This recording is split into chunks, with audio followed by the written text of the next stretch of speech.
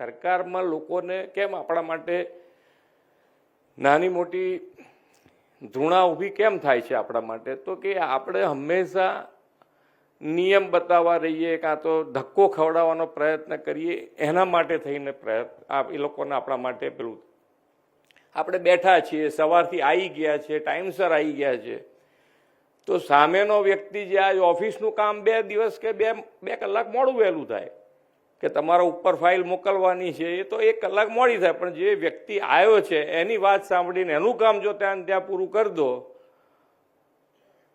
તો કેટલો આનંદ થાય પેલાને. તમને કોઈએ ધક્કો ખવડાયો હોય તો તમને ડબલ ગુસ્સો આવે. કેમ? કારણ કે તમે તો ગવર્મેન્ટમાં છો. સાલા હું ગવર્મેન્ટમાં છું તોય મારું સાંભળતો નથી. અરે તારે ડબલ ગુસ્સો આવે ને.